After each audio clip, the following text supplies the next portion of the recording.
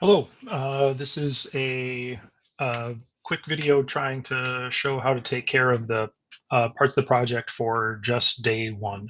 So we are not going to be looking at all of the yellow and the blue and the pink. We're only looking at the yellow. So this is included in your day one assignment.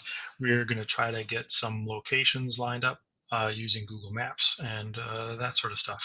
So day one, um, we want a map that includes the region that we're going to travel. We're going to get a screenshot of that. The path, we're going to use Google Maps to get a path map lined up and to get the distance and times between all of our stops. The stops that we have to include, we should start and end at a bus garage. So there are several in the metro area. I am just choosing, I included three on our list of stuff. I'm just starting at the top one there as a initial location. So I'm going to click that in there, paste, go. That shows that. And now I'm going to ask for directions. That will allow me to go through and choose space by space. Now, we are creating a fictional bus route. We are not choosing a bus route that already exists. So I am not choosing buses as my option in here. I'm using the car because that will give me the distance from one spot to the next. And that will tell me accurate times. Um, and I'm going to click that to switch around so that we can start from our bus garage and through. So you see here, I am on car, not on mass transit or busing. It's as though we're making a bus route. And it's showing you where I live, right over here, kind of by Hanson Park. Um, instead of choosing my location for the destination spot, I'm going to choose our next stop.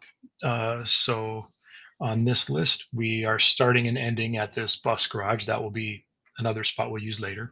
One of the required stops is going to be a fictional housing development. These are real addresses, but not of housing developments um, uh, of different things. Maybe I think one of them is a senior center. I think one of them is a mechanics spot, things like that. So these are just addresses that we can use as fictional housing developments. So I'm choosing this as the housing development I'm going to stop at. I'm putting that in here. And it should end up giving me directions. I have to hit enter. So now it gives me directions from one spot to the next. It says it can't find because it didn't get rid of the your loca for a location. So I need to delete that. There we go. Um, and, and it kept the shun at the end. There we go. Enter. So now I've got the first two stops, or I guess leaving the garage in the first stop there. I'm going to add a destination here as well. So after that housing development, I'm going to choose Cub Foods in St. Anthony.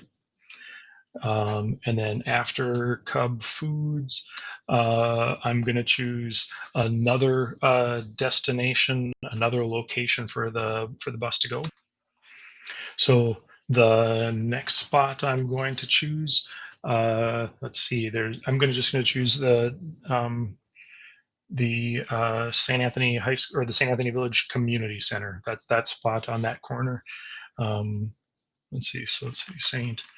Anthony Village Community Center. Hey, it found it. Clicky. There we go. So now I've got the initials, the bus garage, and I've got a few different stops. You're going to do this for multiple different locations, multiple different stops.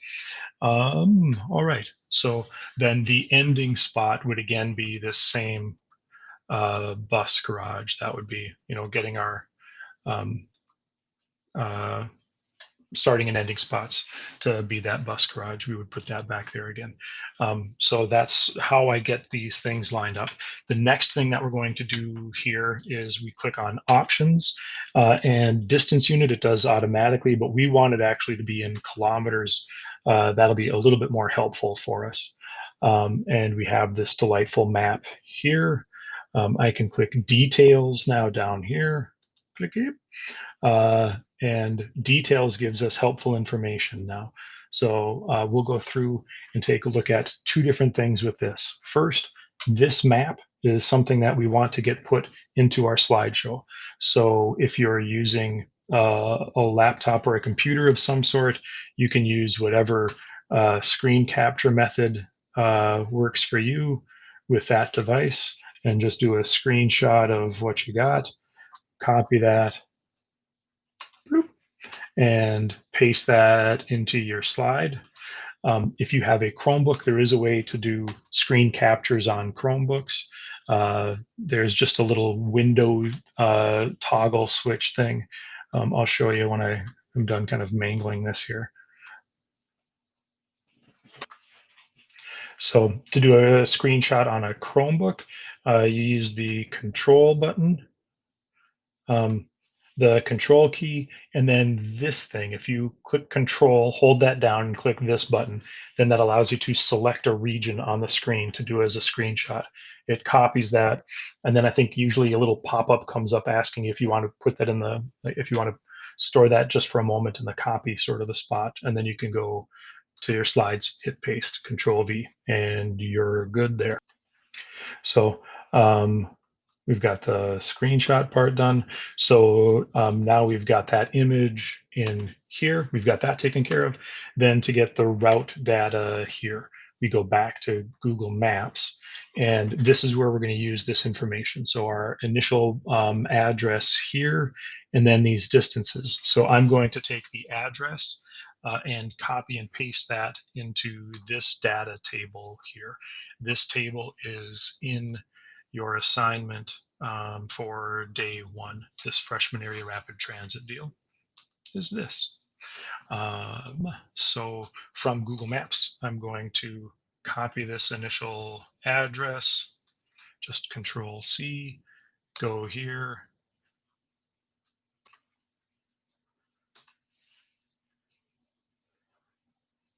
Oh, sorry, the screen's okay. Here we go. So I go here, I paste it in there, and that's the starting location. So 00. Then I go to my next stop. My next stop is this fictional housing development. I'm going to copy that address, Control C, go here and paste that address there. And then at the front of these, I'm just going to put in a word that says what this is. This is the bus garage. This next one is our fictional housing development. So I'm just going to click here and say housing, and there we go. But now I need to put these position and time values in. So for the position and time values, when I get here, it says that it's 4 minutes and 2.1 kilometers. That's the time and the distance it takes. I'm one off, sorry. So bus garage to the fictional housing, 14 minutes, 13.2 kilometers. So here I'm going to say, just so I don't forget, 14 minutes and 13.2 kilometers. Make sure I have that right. 13.2, 14 minutes. So those are the distance and time values. I want this in meters, so I'm going to change that from 13.2 to 13,200 meters. If you don't remember or can't do that conversion on your own, you can just ask your device, Alexa, Google, Siri, whomever, to convert 13.2 kilometers to meters, and it'll tell you.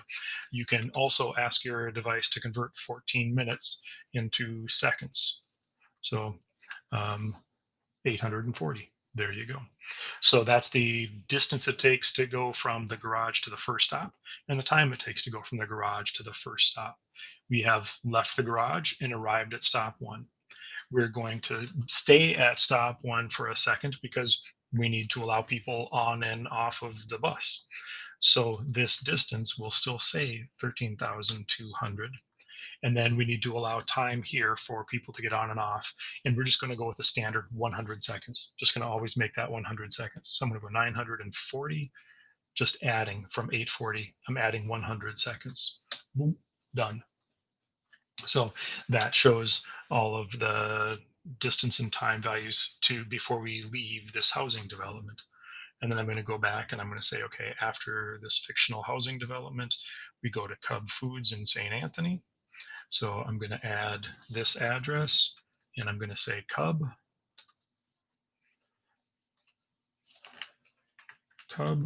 paste. And this is also going to be Cub paste, right? Because we're going to arrive there. We're going to wait a little bit. And now this is a spot where we need to, again, make sure we have a couple of things buttoned up. This is a spot where some people get confused sometimes.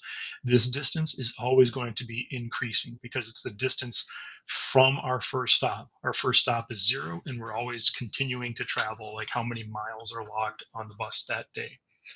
Um, so when I go here, it says it's 4 minutes or 2.1 kilometers from that first housing spot to here. So temporarily, I'm going to say 4 minutes. And I already forgot the distance traveled, 2.1 kilometers. So I'm just going to temporarily put these in because really what I want this to be is not 2.1. You even see over here, the graph just went, all right? So we're going to change this. It's not going to be 2.1 kilometers. It's going to be 13,200 plus 2,100. So it's going to be the total of those. So for that, you can either use your calculator to punch that in, or you can use whatever you'd like. Um, you can also, I'm just going to use the uh, calculator part of the Google Sheets here. And then 4 minutes, we need to convert that to seconds. And so I'm going to take 940, which is the time just before, and I'm going to add to that 4 minutes, but I want to convert that to seconds. So you can ask your device how many minutes, or convert 4 minutes to 60 seconds. You can Google it and just figure that out. And then we're going to add that time to 940. So 4 times 60 should be, we should be able to get this lined up, and it tells us the total is right there. There we go. Um, Showing you that while we do this, our graph kind of gets made, our position time graph kind of gets made. And now this is going to be, we're staying at Cub for 100 seconds to let people on and off. So I just add 100 there, and this position stays the same. And there you go. So that's how we end up making this data table. And that automatically creates this position time graph, which will end up being really quite helpful. So later on, we will use this graph. This graph will be a part of our day 3 side of things. So right now, I'm going to take this data table. Yours will have more stuff on it. I'm just trying to get an example lined up here. So this I'm highlighting, Control C for copy. And then I'm going to my day 1 assignment here. And I am just going to paste it in right on top of all this stuff. Control V, boom. Um, that part's done. I don't know why it's given us this funky background stuff. So at this point, then we've got really day 1 done. There'll be a separate video for working on day 2 stuff and day 3 stuff. There is a separate video that looks at the whole project as well. There you go, folks. Let me know if you have any questions.